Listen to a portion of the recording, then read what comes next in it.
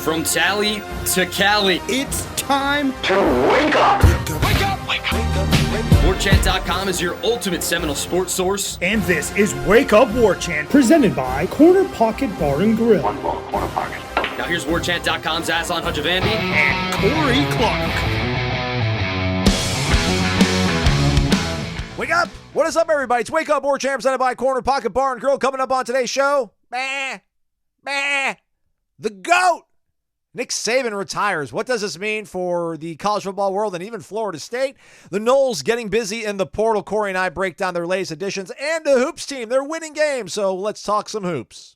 Wake Up Warchant, presented by Corner Pocket Bar and Grill, Tallahassee, Florida, cptallybar.com, the website. You can always hit the QR code on your screen. Takes you right to aforementioned website. You can place your order to go, but you know us. We like to advocate on hanging out at the Corner Pocket Bar and Grill. Tonight, bingo night. Win some money, make some friends, eat some delicious food. You can do all that at the Corner Pocket Bar and Grill, 2475 Appalachia Parkway in Tallahassee. Lunch specials also going on from 11 a.m. to 3 p.m. before bingo starts. Cheesesteak sandwich, chicken or steak, your choice. $8.99. Also comes with a side dish of your choice. So can't beat it. Corner Pocket Bar and Grill. Warchant.com, ultimate Seminole sports source. Thumbs up, 5-star rating and review now. Or you can wait till after the show if you're one of those folks that wants to have us earn it. But that's how we do it. Corey Clark, how are you? I am great, man. What a day. What a day Wednesday was in the world of Florida State and just the world of college football in general. Yeah, so we're all but guaranteed that the offseason is not going to be boring now. Not that it really was ever going to be because of this whole portal thing and the NIL stuff. So I guess let's get to that part of it then. By the way, also a good reminder to let everybody know, show notes. Something called the show notes. So if you're on YouTube, if you hit like more underneath the video, which by the way, a couple people, I don't know if they were joking or not, Corey, they said they just look at our face, the cartoons the whole time. Other people say they use the aux cord, but some people just like looking at the cartoon. Okay. But show notes, everybody. Hit the more under the YouTube. If you're on the Apple podcast, if you tap on the description, basically it'll tell you what we're talking about, when we're talking about it. We do that for every single show. Maybe not exactly to the second, but in the general vicinity of it. So if you don't want to hear us talk about Nick Saban, then you can skip ahead to the part where we talk about DJ Lundy. But Nick Saban, the greatest college head coach of all time, is reportedly retiring, according to Chris Lowe of ESPN.com. He's the first one to report it, Corey. Yeah.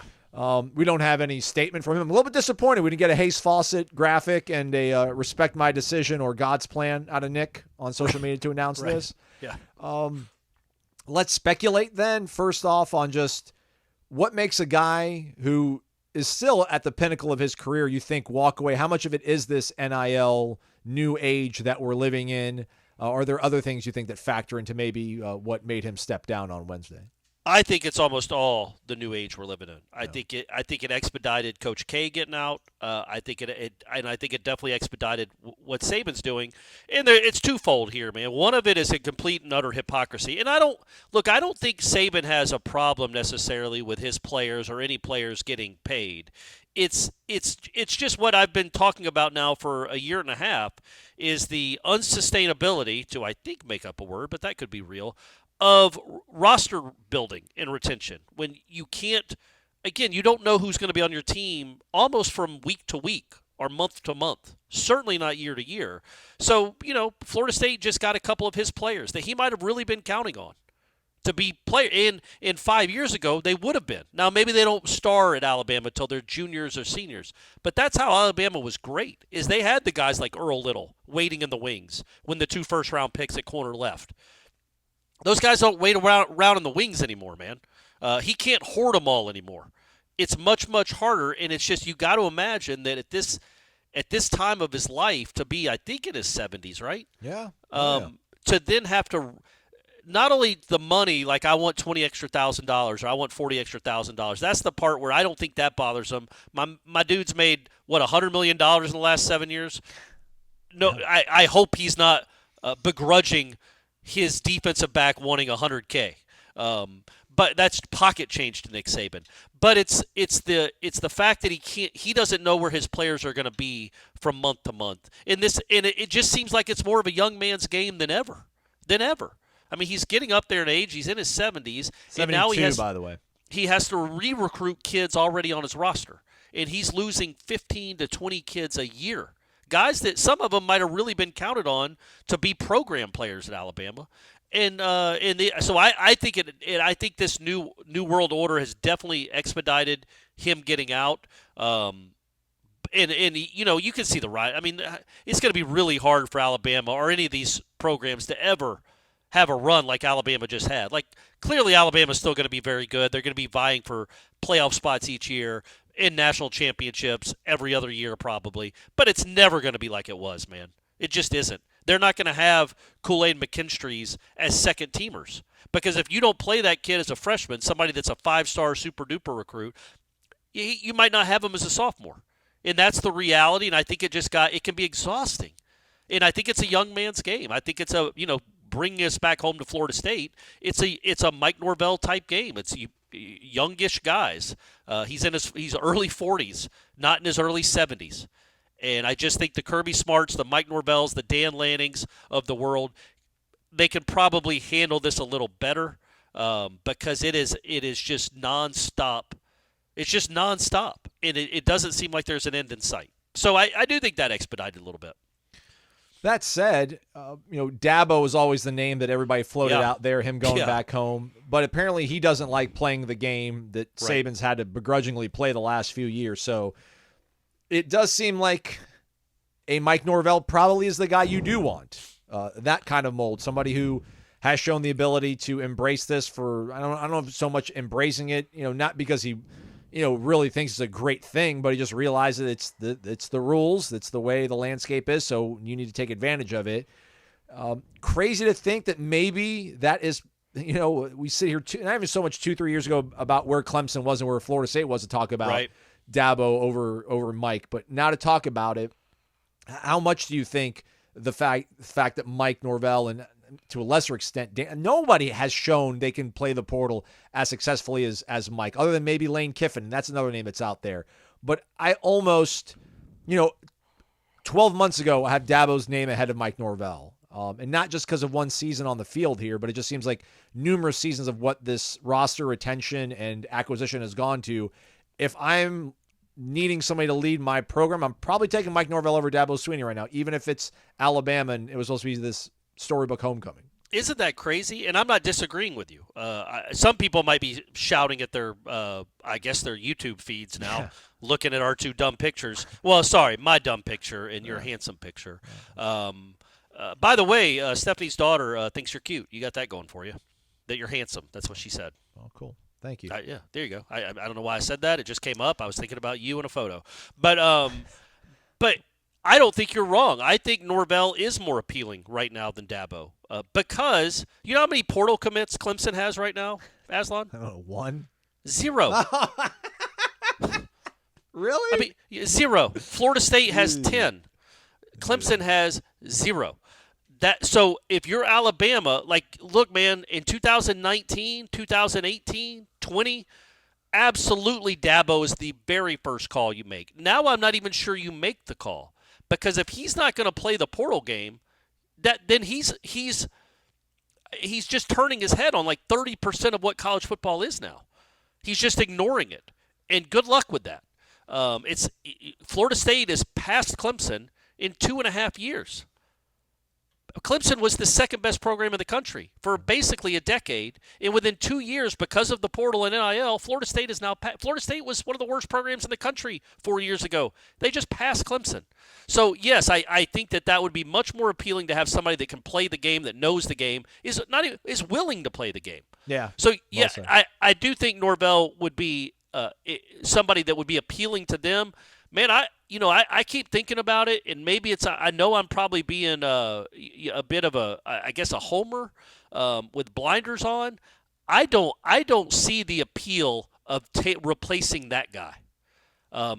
If you looked at Alabama right now in the short term in 2024, because man, you look at Alabama's roster this year, you look at Florida State's roster this year. Which one was better? Alabama's, but not by a wide, but marginally.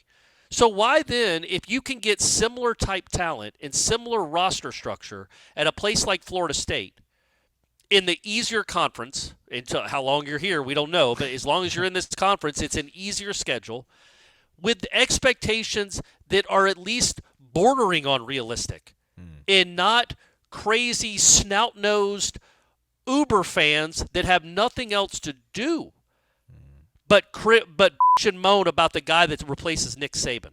I mean, there has never been in the history of college sports, and I truly believe this, maybe sports in general, that have had to step into bigger shoes than whoever's stepping into Nick Saban's shoes because of the passion, and passion's probably not nearly as strong a word, of that fan base, and the expectations that are to Jupiter, and the person you're replacing. I can't imagine what kind of cauldron of just despair that would be for a human being. I just can't imagine it, man. Like, because you aren't going to be Nick Saban. Mike Norvell, there isn't another one. The first time Mike Norvell goes 8-5, he might not have a job. Like, that's how high those expectations are there, because they're going to forget what Alabama was from 1980 to 2008. And they're going to just remember the last 15 years. And that is an impossible situation to walk into. But, and also he's rich. Like, Mike Norvell gets paid a lot. And, maybe Alabama offers them what they were just paying Saban. Maybe it's an extra $5 or $6 million a year. And it's easy for sports writer, podcaster Corey Clark to say, no, man, you're already rich. You don't need that extra money.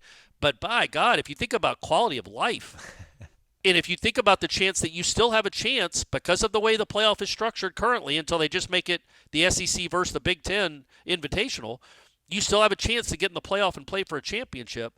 I don't know why you would go there right now to replace that guy. Go replace the next guy. I'm not sitting here saying that Florida State and Alabama are equal footing. It is an upward move. It's more sideways than it is upper, but it is still an upward move. But not by enough that you would want to, I think, this is just me talking, that you would want to put yourself in that cauldron, because it just seems like misery, man. It just seems like misery. But 5 years later, will they be less inclined to compare you to Nick Saban? It feels like no matter who's at Florida. That's if you make it 5 years. Yeah. That was my point. If you make it 5, if you've made it 5 years at Alabama, you've obviously won a lot of games, because they're not going to keep you around. You've probably had to have won a national championship to still be there after 5 years after replacing Nick Saban. Well, I just meant more so, you don't want to be the guy that replaces the guy, right? The next guy. So, Florida could have kept winning if they would have hired Urban Meyer right after Steve Spurrier. I don't think Ron Zook was a necessity to get to where Florida got. I just don't. And I know that's a very popular thing right now, is everybody talking about you don't want to be that kind of guy. But the way these guys are all wired right now, I just think they're like, all right, man, Alabama has all the infrastructure in place, allegedly, although we don't really know how their NIL collective works, because they're practically begging after they lost to Michigan to help out. So if you don't have that component, it doesn't really matter everything else. I just don't know if that would scare any, maybe I'm not being totally practical or genuous here, but I don't know if that would scare anybody off, because they all have egos of their own. They're like, listen, I'll get this thing figured out. It's fine, because, I'll keep this thing rolling. But it's a fair, valid thing to talk about. But I just wonder if that really would scare anybody away, because if you're already a place like Florida State, and again, I'm not saying that Florida State and Alabama are equal. If you look at wins over the last 5 decades, it's mighty close. But let's just say Alabama is a tick above. It's just a tick, though. And it's like, what's not in place at Florida State that he can't win? He just went 13-0. Yeah. And we watched those playoff games, man. His team was as good as those teams, or at least could have competed and beaten any of those teams. So what does he not have at Florida State that he would get at Alabama, other than a crazy, crazy fan base? And look, every fan base has crazies. This is a different level of crazy, and it always has been. If you don't remember, just go YouTube video autographs, Alabama Fan Day, 2008. Yeah. I mean, it's unbelievable. But not only that, that was before they had 15 years of unparalleled success. So it's been ramped up to an even crazier level. And you really want to throw yourself into that, following that guy. That's where I wonder, it's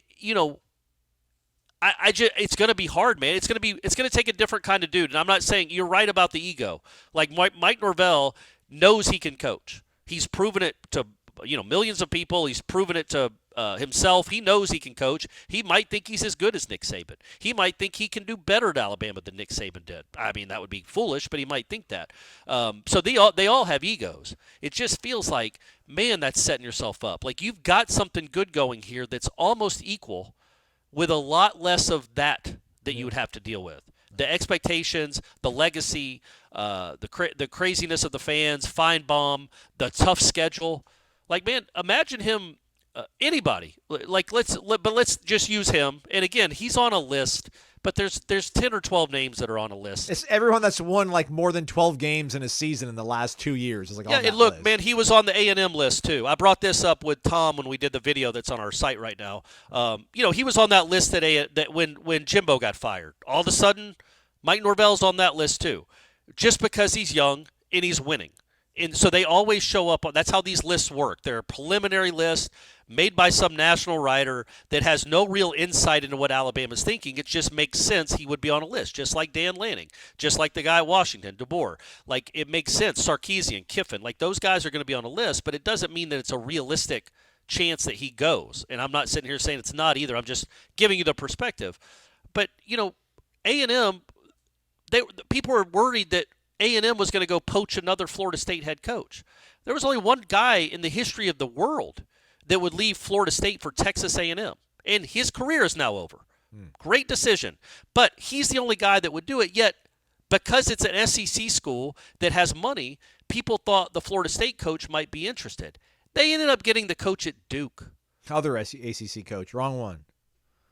What do you mean? Well, I'm saying that they got the wrong ACC coach, right? Right. From Florida State, they got the one from Duke instead. That's what I'm saying. Yeah. So these are just preliminary lists. We have no idea. It probably, if nothing else, would get Norvell a nice raise or a raise for his staff, or maybe get the ground started on that football-only facility. Maybe this is the final nail in the coffin to make that actually happen. But it is a list. I don't know how serious Alabama. I don't think he would be 1A. I don't think he's their first call. But I do think he would be on a list that's emailed out to a search firm or to a 10 or 12 person list. I think he'd be on it because he is one of the best coaches in the country.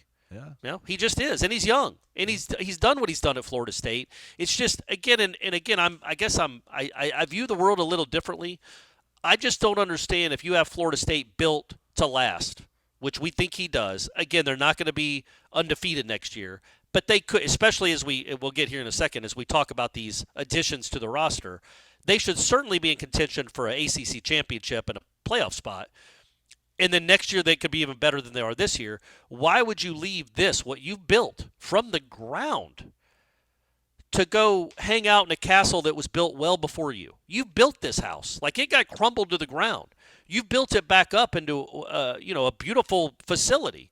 And now you're going to go leave it to go into somebody else's house that you can't do anything but disappoint. Like, you can't. There's no way you're going to – you always want to be better than your predecessor. There is no way. Zero chance that whoever takes the Alabama job is going to be better than the predecessor. It's impossible because he's the best that's ever done it. So that's just a lot of pressure that, you don't need in your life. Mike's already gray enough. Yeah. He's already gray enough. Well, his hair would fall out. He would look like me after 2 years in Tuscaloosa. In my lifetime, Corey, Alabama has hired Ray Perkins, Bill Curry, Gene Stallings, Mike's DeBose, Price, and Shula. All back-to-back, huh? The Mikes? No, I think Francione was thrown in between one of those. That's right. And then Nick Saban. But they do love their Mikes. This would be number 4 if they got him. Very good point. That's another point. How did those other Mikes do? Not well. One of them never even coached one game. Right. The other two got ran out of town, one a little more diplomatically because he was an alum. Right. So, all that to kind of say. So you're saying they have not had a good history with Mikes. They have not. But, you go back and you're like, what were they doing hiring Bill Curry? Bill Curry had won maybe 10 games combined at Georgia Tech before they hired him. Yeah. I don't know what Mike DeBose, I know, Mike Price had done well at Washington State here and there. I just don't. Are they gonna regress to their modern day mean, or will they get another outlier? That was, it's going to be, man, this is fascinating, man. This is really, really fascinating. Look, man, Florida was incredible when Urban left. They were one of the best. They were the best program in the country, or at least one of the top 5. And he had just had the #1 recruiting class. People called that the best recruiting class of all time, quite like Jimbo a few years ago. That whatever that was, the 2010 recruiting class. And then Urban quit the next year, and they've been searching for another Urban Meyer since, and they've been searching for relevance ever since. And Florida is a big school, which has a lot of history and tradition and a great fan base. I'm sorry, I used the word great for you guys. A passionate fan base that fills up that stadium. And they've still been searching for their next Urban Meyer or their next Steve Spurrier. Yeah. It's hard, man. Yeah. There's no guarantees. And just because you're in a big school that has experienced a lot of success does not mean you're gonna keep it going. And I think coaches, all of them, have to look at their future prospects of, can I keep Alabama at Alabama? What was the average life expectancy of all those coaching expectancy of all those other guys before Nick Saban? Because I can't imagine it was more than 4 years average, maybe 3.5 years, and then what? Or I could stay in Eugene, or I could stay in Austin, or I could stay in Tallahassee, or I could stay in Clemson and keep what I built afloat. Keep what I built to keep it going. Keep building on it. It's fascinating, man. I know that I know people think they can just go get whoever they want. I don't know if that's the truth, man, because all these guys are filthy rich. And I just don't know. I mean, yes, if you offer somebody $25 million a year, they'll come, but you're not doing that. So I think Kiffin would, because it's a huge step up. Yes. You're not going to win a championship at Ole Miss. Yeah. You're just not. You can't convince Dan Lanning, and you can't convince Steve Sarkisian, and you can't convince Mike Norvell that they can't get to the playoff or win a championship unless they come to Alabama. They've all basically done it or been very, very close to doing it as far as getting in the playoff. $4 million a year isn't worth that risk. Although I guess it really wouldn't be $4 million a year. It'd be, 40 because you're signing a 10-year contract and you're making $4 million more. But I think even stretch over that amount of time, it's not worth taking that risk, man, because I don't think it's a slam dunk. It's not. It's absolutely not. You're not guaranteed to win at Alabama. Just look at the 3 mics you named. Yeah. It's not a guarantee, and Saban's built it to a place now where it seems like it's almost a fail-safe. It's infallible. It isn't. All these places lose, man. Georgia was kind of average to above average for a decade and a half with Mark Richt. I think. Was he there that long? I guess he was. Yeah, then they hired a great coach, and they took it to another level. But if Kirby were to leave for Alabama, or the Falcons, God willing, if he were to leave, that does not guarantee that Georgia just keeps trucking right along, man. Yeah. It just doesn't. That is not a guarantee. This isn't the Yankees, where they're always going to be competitive because they're going to be paying the most money. There's a lot of other stuff that goes into it. And again, this isn't sour grapes. This isn't me saying – I just want you guys to know that, nothing to see here. I have no idea what Mike Norvell would do. I wonder, me and Tom Lang talked about this, what if Alabama does hire Sarkisian from Texas? Does then Texas make a run at Norvell? To me, that would be a little harder to turn down than Alabama, because Texas has not experienced a lot of success over the last 20 years, over the last my lifetime, really. They've won one national championship in my lifetime. So that is not quite what you're walking into in Tuscaloosa. Would he be somebody they go after there? Would that be more appealing to him than Alabama? And it might be. I don't know. I'm not saying that Norvell's here forever. But at the same time, though, if you're Sark, why would you leave Texas for Alabama? That's what I think. And I know you talk about Texas. That's what I'm saying, right? They just were in the playoff. Yeah, Texas hasn't had the same amount of success, obviously, that Alabama has, but who has under Nick Saban? He's also got Arch Manning, and he just was one pass away from getting to the national championship game. There's nothing that the names that are being bandied about now, when it comes to, and it's just the short list that we saw, there's nothing that Alabama offers that they don't, as far as competition, as far as winning games and championship level competition, that these other coaches don't already have. So that's why I think it's going to be fascinating to see who really they hone in on. Would you leave Eugene, Oregon for Tuscaloosa? Maybe. Probably. Yeah. Maybe because you think over the long haul you're going to have more chances to win. You're also playing in the SEC, and it's harder to win. Big Ten. You're right. The Big Ten's no bad. That's it's pretty good shakes in the Big Ten too these days. So man, Michigan might be about to come open. You know what I mean? Like this, it's going to be a lot. These dominoes are going to be really interesting to watch fall over the last 2 or 3 weeks. You hope that they don't affect Florida State, but you never know, man. You just don't know in this day and age. I would be disappointed, not in Mike Norvell. I would be disappointed that Mike Norvell left for Alabama or for any other job right now, because I do think he's kind of in the middle of building something pretty unique and special here. I hope anyway. It feels like the ground floor. It just feels like there's a lot of stability here, and he could be here for a long time and win a whole bunch of games and be beloved. But he might want to go somewhere else. He might want to go where if he go to a conference where if he goes undefeated, he knows he's in the playoff. You know, maybe that's where he'd want to go. But I also think the 12-team playoff is something that you have to think about now. You know what I mean? Like it will be easier. Weirdly, it's easier to win the ACC than it is the SEC, obviously. And you know, maybe he thinks, okay, if I can just finish in the top 2 in the ACC, as opposed to the top 4 in the SEC that's now adding Texas and Oklahoma, I have more chances to contend for national championships, especially if he keeps getting the rosters like he's had these last few years. Ray Perkins, 4 years. Bill Curry, 3 years. Gene Stallings, 7 years. Mike DeBose, 4. I don't even 4 complete. Francione, 2. Mike Shula, 4. So, well, who and Mike Price, 0. Correct. Yeah. So yeah, you got to add that 0 in there. Yeah. So yeah, I think that was 23 years, and you named 7 coaches. So 3.2. That was the average. It's 3.2 seasons per coach until they got the best coach of all time. Yeah. He's like DeBose was an internal candidate. Yeah. Francione came from TCU. It just feels like, you know, I know it's not a slam dunk that they're going to keep this thing rolling, but they're going to have to almost go out of their way to botch this, though. But again, at the same time, it's going to be hard to get guys that are at good places to leave, and that's what, you know, Nick Saban practically was. I mean, he was in the NFL. But it's also hard to get guys. It's going to be very hard to win in Alabama. Like, not impossible, clearly, but it's hard to win there. It's going to be you're like I just said, Texas and Oklahoma are joining the conference.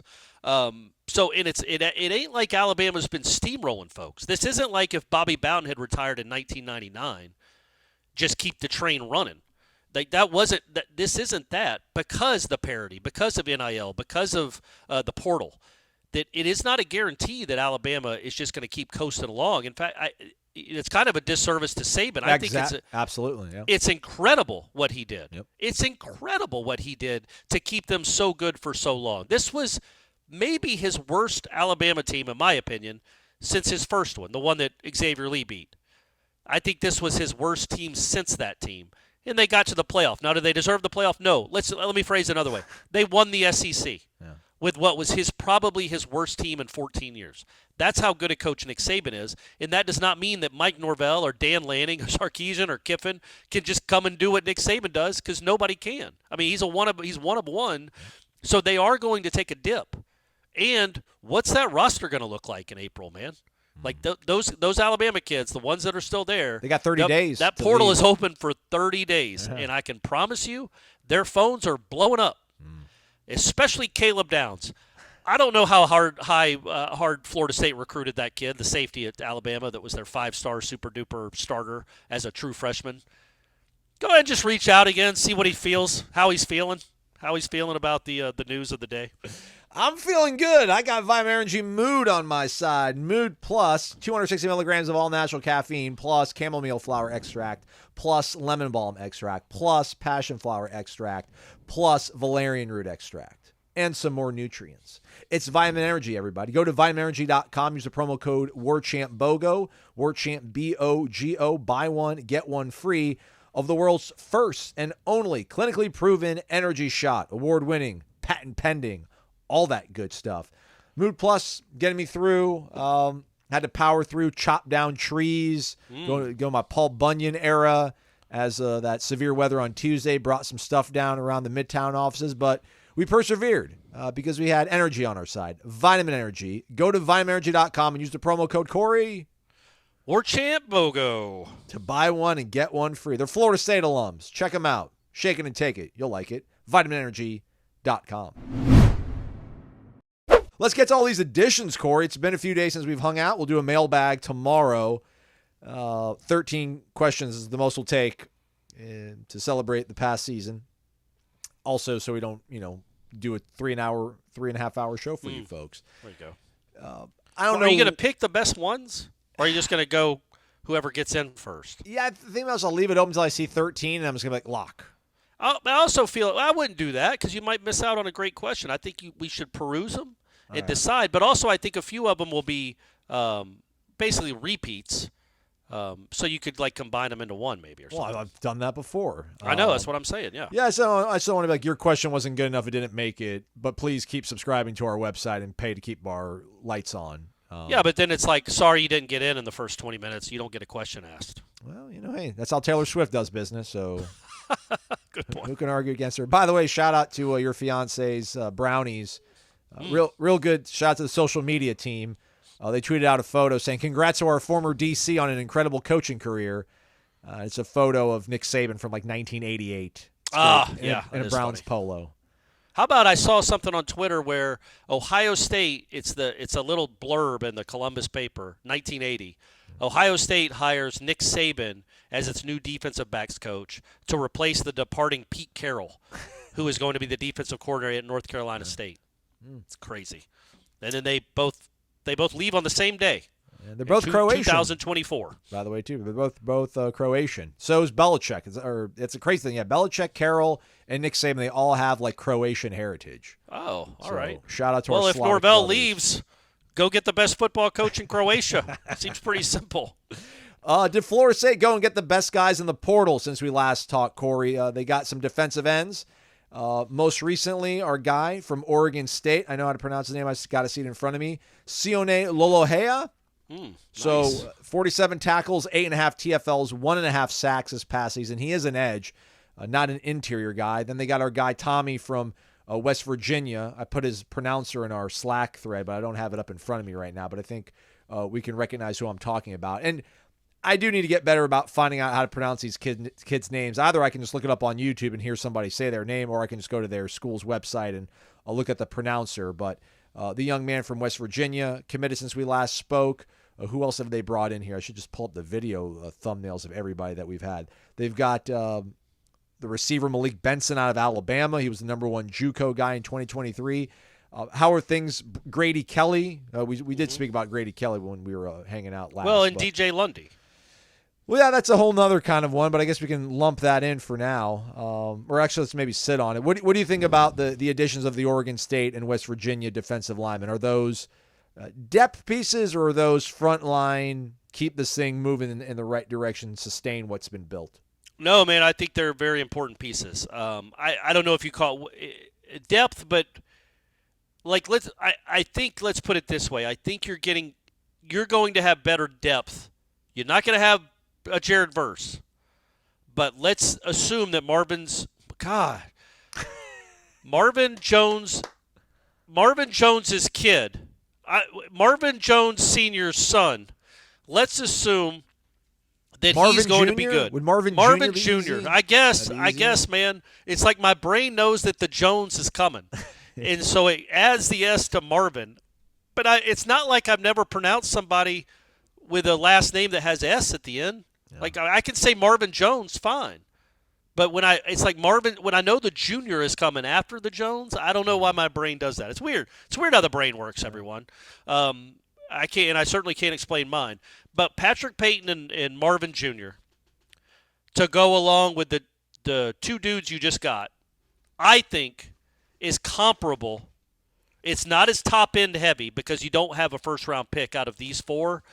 But let's just say that I believe in the two transfers coming in to be better, more impactful on the edge than what you had replacing when Verse and Payton weren't on the field. The guys that were on the field, you've added. I think you've gone up more than a few ticks. That's a in really production good way to and look at impact. Yeah. That's so. It's like it's kind of like the same thing I think at receiver, man. I think the receiver position from top to bottom is probably going to be better than it was this year than it was last year, from top to bottom, like the depth of good people in fighting for competition. But you had Keon and Johnny. So the point being, when your starters come off the field at wide receiver and now I think at defensive end, the disparity and the discrepancy isn't nearly as big. You'd still rather have Jared Verse, but I think these two guys can play. They've proven they can play. The kid from West Virginia is big. I got it, by the way. Tomiwa Durojaye. Okay. So shout out to Tomiwa Durojaye. Thick, big. Is that, I didn't want to. Yeah, he's like 270, Yeah. or he was listed at 270 at West Virginia. So you've got, and then the kid from Oregon State is listed at 240. So he's more of a speed rush guy. And I just you like the production they've had. The kid from West Virginia, he only played like 20 snaps a game. He was a backup for him. He's a redshirt freshman. He's a backup for him, and he was second on their team in sacks and tackles for loss, playing 20 snaps a game. So that's impressive. You give him more playing time. Let's see what that production looks like to go along with Marvin and to go along with, I'm not going to even try to, Sion from Oregon State. Lolo Hea. Just call him Lolo. Lolo Hea. There you go. Crush it. That's not a bad defensive end rotation. And I'm not trying to put down the people that were playing behind Peyton and Verse. You guys know who they were. One's in the portal right now. They just weren't. They weren't anything special. They were, in my opinion, kind of average football players last year. That does not mean Byron Turner can't be a good player, but he was not a good defensive end last year. So I just think the production can be. You're going to get much better production and impact from your second team defensive ends this season coming up than you did last season. But will you get anywhere near the production of Jared Verse from Marvin? That's the question, right? And but overall, don't you think Peyton Jones, Lolo Hay, and West Virginia, I was under the impression Uwe Ungagale was going to be the one guy that I was going to struggle with. It's a whole roster full of them now. Yeah, thanks, Mike. Thanks, man. Yeah, but hey, if they can play, they can play, and it certainly looks like they can. I think they're up to number 5 now in the On3 transfer portal team rankings, and I don't know that they're done. Especially now that Alabama's on the open market, they might be bring the whole offensive line that's coming back for Alabama, whatever you have to do. But I just think that when you look, you feel a lot better as we talk right now on January 10th, 11th than you did December 26th, right? Like they've really filled some holes and some needs. Which is crazy. The defensive line. I do not disagree with you at all. I really like the way that you framed it by kind of, fairly or unfairly comparing what this defensive line can be versus what you just lost. And, I don't think I wasn't down on things, but I mean, when you think about it, like, all right, you think about Peyton and Marvin Jones Jr., as you pointed out, and then it's like they're going to have to get some other guys on the interior to obviously step up and help replace what they're losing from Fabian and Fisk. But you have Farmer and you have Darrell Jackson coming back. You get Durojaye from West Virginia, so that's like, all right, there's one piece. Grady Kelly helps out there, and you get Lolo Hea to help out on the edge as well. And you're like, all right, well, the defensive line really shouldn't take much of a step back, and not to knock and take away from what Fabian and Braden and Jared meant, but you don't have to really squint your eyes that hard to think about, okay, that's, check and check. They had a good foundation in place when they added Marvin Jones Jr. with Peyton and what they have on the interior with Farmer and Jackson. It's like, all right, just go get some complementary pieces that have been somewhat productive, and you should be fine. So I don't know that you have special. No. And I talked a lot about last year about you want some special on your team. Right now, I don't know that you would say literally kind of anybody on the football team. The whole team has proven to be special. That doesn't mean they won't be. I'm just saying as we go into 2024, there's not one person on the roster that you point at and say that guy's just a special football player. He is a Jared Verse. He's a Keon Coleman. He's a Jordan Travis. You don't have that, but, man, you certainly seem to have a lot of pretty good. And pretty good can win a lot of games.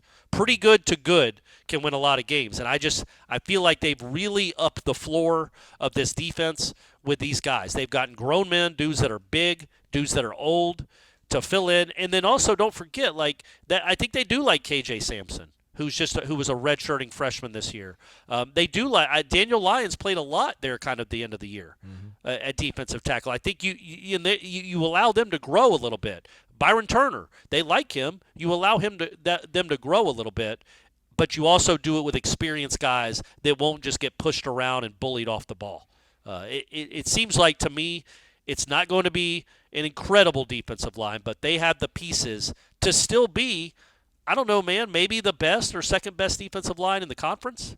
Yeah. A lot of it depends on Marvin, though, right? Yes. Don't you think? Yeah. I think Patrick's going to take another nice leap or step up, and then Marvin, if Marvin can be anything like what we think he can be, what he was projected to be a couple of years ago, what he displayed at times at Georgia this past year, if he can be that guy consistently, then yes, maybe this is one of the better defensive lines in the country. I don't know how I really feel about Devontae Brown, who originally was at UCF and then most recently was at Miami. If you look I don't know anything about him. Did Yeah. he play a lot? This past season at Miami, no. He played 180 snaps and it looks like he played in probably about 9 games. I'm going to guess. I don't want to count out loud. Does he not? Does he have a brother? Do you know anything about his life? I don't know anything about Devontae Brown. So I thought I saw that maybe he had a brother that they wanted. I could be completely wrong, though. I might just be making that up, and we'll just take this out of the podcast. Played in 11 games, 10 tackles, 9 solo this past year at the U. So, yeah, older brother of freshman Damari. So I don't know how good Damari is, and son of former Hurricane Selwyn Brown. Maybe they want Damari. Was Damari at Miami? It says older brother of freshman Damari. So I imagine they would not put that in his bio unless his brother was actually at that school with him. So not sure how that's going to shake out, and we still don't know what's going on with Fentrell Cypress. But as you mentioned, DJ Lundy on Wednesday recommitted. I don't even know what's the proper word. He recommitted after a decommit. Yeah. But we asked Norvell about it when he was at the Paul Bear Bryant Awards ceremony as one of the nominees for Coach of the Year. Kind of had a little bit of a wry smile on his face when he talked about, I guess in this day and age, guys sometimes can, go out and look at their options and then realize, hey, maybe, they were part of something special. They want to keep that going. And I think DJ's announcement insinuated as much as well. It's a funny thing. I'm not going to knock the kid. It's such a weird thing to process. And I get it, man. there's people in your ear and your corner telling you to maybe look around, and there's greener pastures in more ways than one. But he's going to stick it out. This is, he committed to this school when Mike Norvell had gotten here in the COVID year and all that kind of nonsense. So definitely a piece that you did not want to lose. So you end up not losing him. I don't know how that affects the trajectory of this defense as a whole, but how did you kind of process DJ going through his process? Yeah, no, I thought that was a big deal. I think that is a big deal. By the way, Damari Brown, his brother, looks like he was a top 200 player in the country, a 4-star DB from American Heritage, by the way. Oh, yeah. So maybe that was the thinking there. Maybe they could lure the brother, who was just a freshman this past year. I assumed he played with Surtain, at least for a year or two, maybe to Tallahassee. Maybe after spring practice. Who knows? Who knows how it works anymore? So back to Lundy. Let's just transition right into that. Nobody knows how it works anymore. Look, I think he was the one, right, out of all the guys that put their name in the portal and actually put it in, he was the one that didn't make any sense because I don't know if he had an inflated sense of what he was worth, but he's not. He wasn't a Tatum Bethune even. He wasn't a superstar. He has not been a superstar at Florida State, but he is an important piece. Like, I'm not trying to dismiss what he means to this team. He's an important piece, and he would be very important next year because he would be the experienced guy, holdover from a very good defense at that position. And you've got young guys that are trying to learn. He could help bring along. He's been here since 2020. It seemed odd at the time because he was – is there been anybody else that entered the portal that was actually productive at Florida State that played a lot? I can't think any off the top of my head. Maybe Bless Harris, was part yeah, of but your he plan. barely started, right? He didn't play much. He was the one. I mean, Lundy was. I feel like Lundy was playing 25, 30, 40 snaps a game sometimes. So that being said, I think Florida State is the best fit for him, and I think he's a good fit for Florida State. That's a big deal to get him back. It's weird that the way it went down, he essentially just opted out of the bowl game and then came back. Could have used you in Miami there, DJ. But actually, what would it have mattered? Maybe one stop instead of none during that nine drive stretch. I think he's important. I think he's a guy that you can pencil in to start next year. Even if he doesn't start, he's playing a lot. He's helping bring other guys along. And he's proven to be a good defensive football player for Florida State, man. He just has been. He's not special. He's not Marvin or Derek or Telvin, but he's a good football player. And you need those guys, especially at that position, because you got so much unproven. That having DJ Lundy back in the fold, a real veteran, a bona fide veteran, and a guy that's been in the system for 4 years, I think really helps. I think that's a pretty big deal. I don't know if it counts as a portal addition. Like, I guess it doesn't. But, you know, to not lose him, to have him come back, I think was a very good thing for Florida State on Wednesday. And then Malik Benson, the wide receiver from Alabama, who was the number one JUCO prospect in 2023, did not get a lot of playing time at Alabama or take maybe the biggest advantage of his limited opportunities out there, but, feels like it's maybe worth taking a flyer on a guy that apparently has a lot of top-end speed, but still they don't have that, 6'4" wideout that you want, but I guess you're just hoping that it's going to emerge and develop by May, right? Or is this what you're going to go to battle with? Which is fine. Yeah, we'll see, though, right? It looks like there's a lot of potential there. Clearly, he was the number one JUCO, not just the number one JUCO receiver, he was the number one overall JUCO player in the country. The last one of those that Florida State had on their roster was Jermaine Johnson. He turned out okay. So we can't just don't judge him by being a junior college kid. This kid was he signed with Alabama, for crying out loud. They don't take a lot of JUCO kids, especially I don't think a wide receiver. So he must have been special enough for them to want him. And maybe he knew that Saban was leaving. It's like, I'm getting out the door. I know you guys can ask, like, why would he leave Alabama for Florida State? Number one, probably not the easiest thing to play for that quarterback. He's maybe not great at delivering the ball all the time. They also have other good guys at Alabama, as you guys probably know and are aware of. But I think with that size and speed, it gets you excited about what could be. It's a lot of potential on this team right now at that position.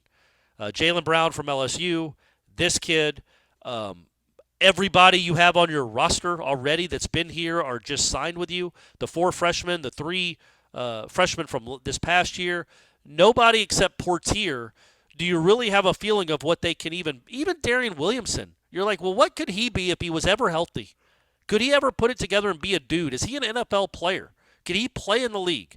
I'm not predicting he would. I'm just saying you don't know because he's never healthy.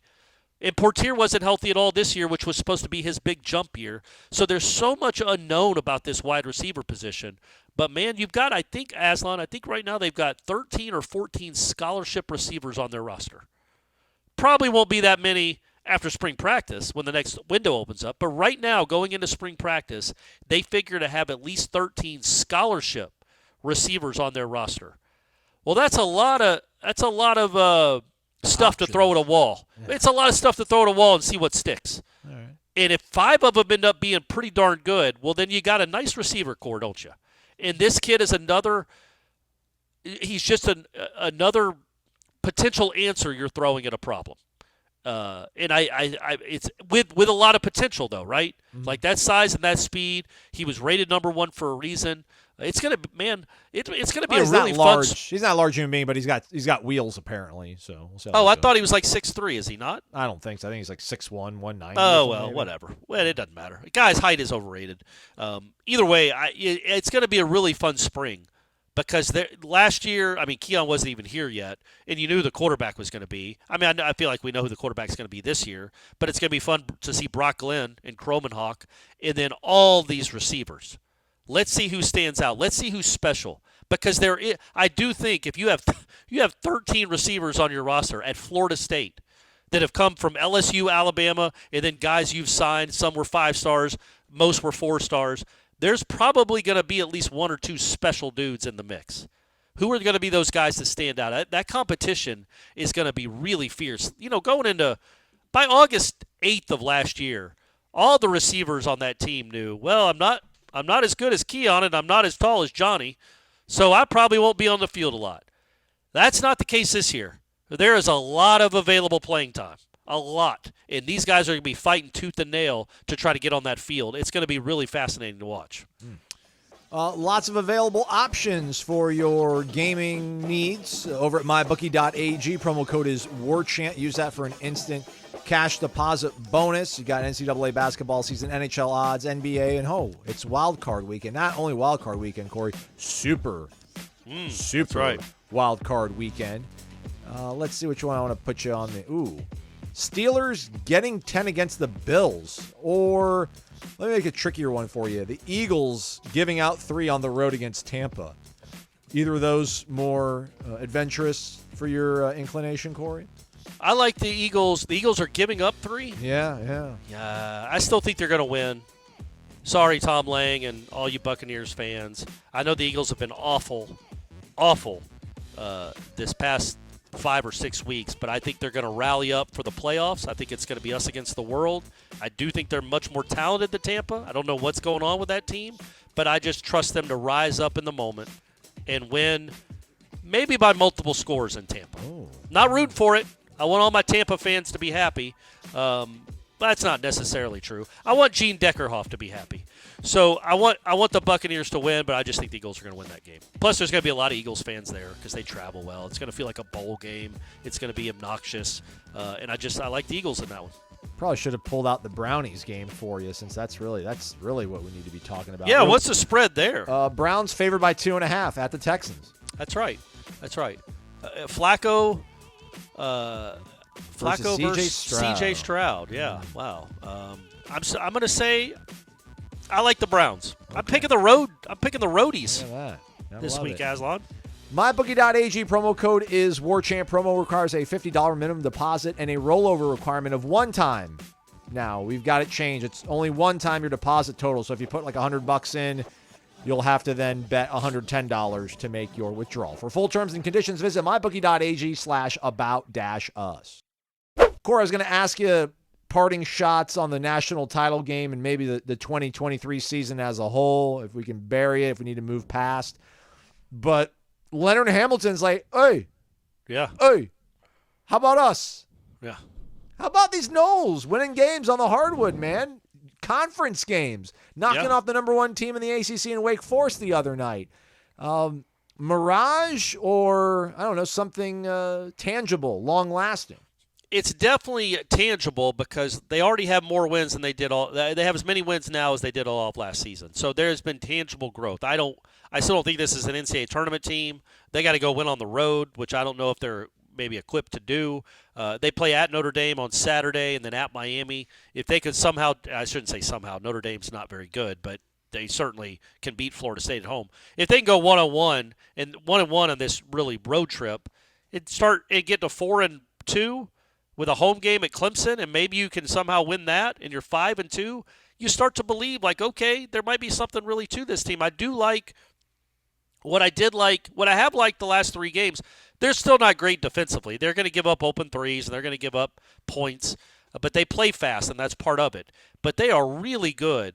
One of the best Florida State teams I can remember at creating turnovers and live ball turnovers, so creating fast breaks on the other end. This is not the best defense Florida State has had, not even close, but they are one of the best defenses they've ever had in stealing the ball and creating turnovers. I think they lead the ACC in creating turnovers, and they harassed Wake Forest all night, and that's good to see. That's good to see. So with that defensive effort, which they did not have for much at all of last season, last 3 seasons really, at least they're trying. They're playing hard. They're getting it from – Bob has played his 2 best games of his career in back-to-back games. And then Worley making free throws down the stretch is nice because you want him on the floor because of his defense and his length. All of that stuff, you got the makings of I don't think it's an NCAA tournament team, but it's – well, I can tell you what it isn't. It's not an embarrassment. Exactly. You know what I mean? And the last 2.5 years were an embarrassment. This is a capable basketball team. That has some nice pieces.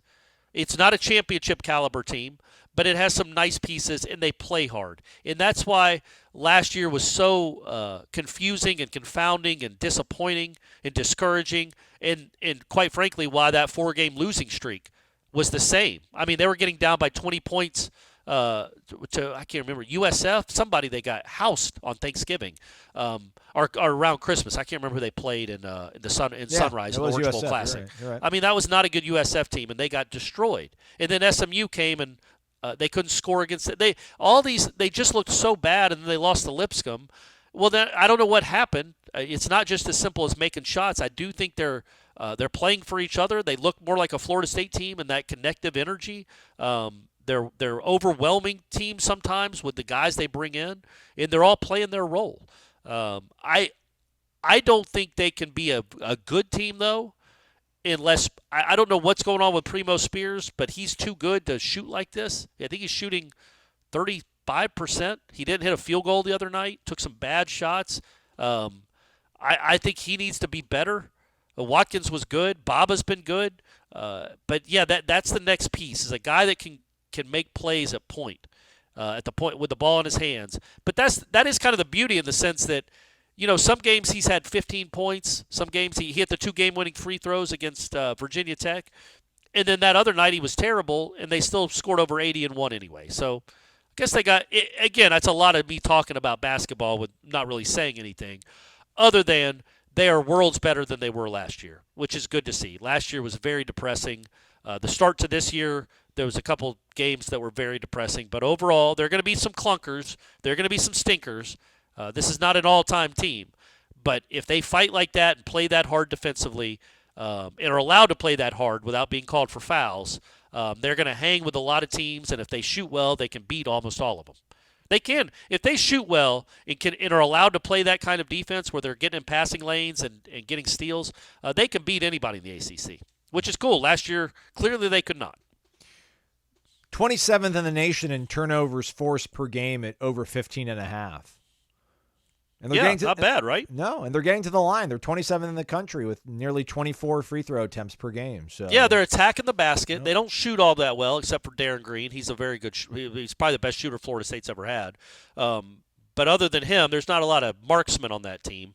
But yeah, they do a really good job of attacking the basket. So that again, there's some stuff to like. There's not been anything to like the last 2 years, except for a couple of Matt Cleveland crazy buzzer beaters. There's been nothing at all to like. There's actually something to like with this team. They play hard. They create turnovers. They attack the basket, and that's just that's a refreshing change of what we've seen the last 2 years. I was looking at their future schedule. I'm like, oh, that's good. The Notre Dame game's 2:15. The Miami game's 7 o'clock. I'm like, oh, they don't have any of those 9 o'clock abysmal, dismal games, but they play Virginia Tech the day before Valentine's Day at 9 o'clock. Well, that's in Blacksburg, though. Yeah, but they got one against NC State at home on the 20th. Still, though, sometimes we don't like doing shows if they're playing. I got you. But anyhow, they're winning games. That's all we really care about. Did they get it right, Corey? The committee. What? Did they get it right? Did the right teams play for national title? Is it a tainted title? Asterisk. Worst national championship team in the last 20 years. Any thoughts on the national title game, which is now 4 days old? Oh, yeah. No, I don't know. I wouldn't say they got the playoff right. Everybody knows how I feel about that. But they were 3. I think Michigan, other than all the cheating and everything, I think they were a deserving champion. That's a very good team. And as we talked about on headlines, before we had to get canceled halfway through because of the tornadoes rolling through town, I'm not going to sit here and say that I think Florida State with Tate Rodemaker was going to beat that Michigan team. I think Michigan doesn't run for 200 yards in the first quarter against that Florida State team. I think it would have been a close game. I'm not delusional enough to think that, Florida State would have definitely won the national championship this year with Tate Rodemaker. It would have been tough to beat any of those teams. They also wouldn't have been overwhelmed by any of them because there's not much separating them, even with Tate Rodemaker. I will say this, and I'm convinced of it, and I shouldn't be because there's no way to prove it otherwise. I think if Jordan Travis is the quarterback at Florida State, I think we'd have been in Houston yesterday or 2 days ago watching them win a national championship. It's just what I think. Can't convince me otherwise because I think J.J. McCarthy versus Jordan Travis is a mismatch, and I think both teams had really good defenses. Michigan had a better offensive line. Florida State had better receivers. It would have been a really good game. Yeah. And I'm just not convinced. I am convinced because and if Penix didn't play well, but he got rattled because of that defensive line. Well, guess who else had a good defensive line that might have rattled a kid? 55-5 are chasing you, man. And here comes 11 just batting balls in your face all day long because that's what he does. Like Florida State could have rattled Penix just like Michigan did. So, you look at the way it played out, and it's like, man, all I think those games did was prove that Florida State belonged because Florida State did belong. Their defense was as good as any of those teams. And if they have Jordan Travis, I think he makes a couple of special plays that J.J. McCarthy doesn't have to make, and Penix couldn't make, and they're probably the national champs. So it's a real bummer that he got hurt.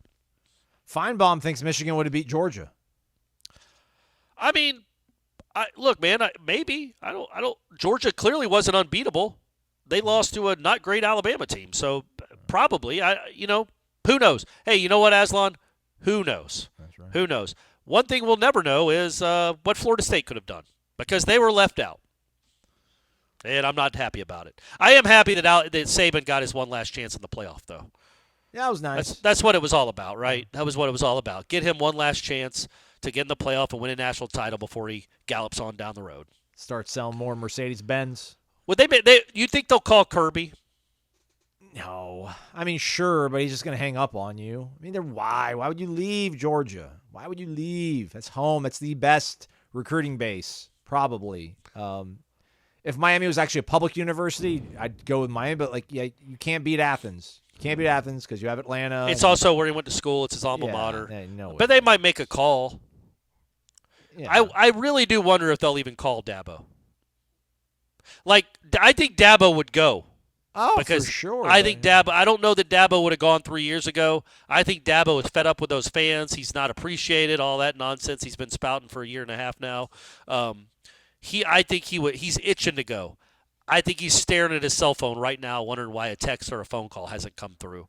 And I just think they think he's on the downside. And I think if I'm the AD and I listen to how he talks about NIL and I listen to how he talks about the portal and I see what his program has done in the last 3 or 4 years compared to where it was, I'd be like, I don't know that this guy is built for modern era NIL portal college football.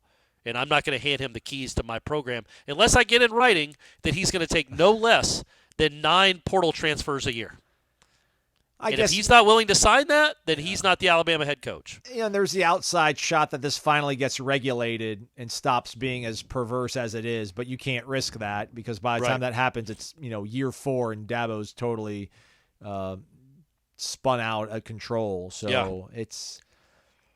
And this is, we got to wrap up the show. It's been a long one. This is why I've always been a little bit dubious about leaving this conference and trying to be in lockstep with Clemson, because for whatever his foibles are, like what Dabo did at Clemson is extremely impressive and to be respected. He leaves Clemson. Like, who does Clemson get? What happens at Clemson if he were to leave? And then this is supposed to be like the look what we've brought to the party, everybody. We've brought Clemson along with us. Well, Clemson, I think I get what you're saying because you could run through the coaches that were at Clemson before Dabo, and it sounds like the Alabama coaches before Nick. Like they not very good, not very impressive. Even though there was a Bowden in there for a good long while. Love you, Tommy. But what makes Clemson what's UCLA done? Other than this year, what had Washington ever done? Oregon's never won a championship. I guess the point being, Clemson has proven it can get there. So that's what makes them appealing, right? Yeah. In the modern era, not 50 years ago, not 70 years ago when Army and Navy were great, but in the modern era, Clemson with the right coach and Florida State being down. Well, still, but it did happen. They beat They weren't beating Florida State in those championship games. They were beating Alabama. So they had real talent. They did prove that they could get there. That it is a sustainable, with the right coach, it is a sustainable juggernaut. And there aren't many of those in the country.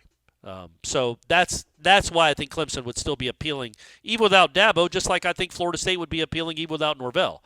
They've proven they can go 13-0 with 3 different coaches in the last 20 years, 25 years. So Florida State is programmed for success. Clemson, too, has proven that if they have the right coach, their ceiling is really, really high. So I think that's why the Big Ten would be, they would be attractive to the Big Ten. But who cares about Clemson? Just get Florida State there, baby. State University of New York, Albany, quarterback Reese Poffenbarger committed to Miami. Yeah. Is the U back? I don't want to – it's hard to urinate on Miami too much about taking an Albany kid when one of the best players, maybe the best player on your entire team this past year, was an Albany transfer. The difference is, of course, is that Verse was in the portal. Everybody knew he was awesome. He was like the number 20 overall player. He was the second best defensive end in the portal. This kid, at least according to On3, I think he was like the 43rd or 50th ranked quarterback in the portal. So that's why you can make fun of Miami. And also the kid's name. What is his name? Say it again. Reese Poffenbarger. Poffenbarger. Like he's from Fraggle Rock. What are we doing, Miami? You can't have a kid. That's the only reason Hornibrook didn't work out at Florida State is because of the last name. Hornibrook? They sound like country clubs. Yeah. Or, how I saw somebody on Twitter say it was like a Harry Potter house. I mean, those guys can't be your quarterbacks. Paul Horning, legend. Alex Hornibrook. Yeah, Hornibrook's not getting it done. Neither is Reese Piffen. What is it, Piffenhopper? Poffenbarger.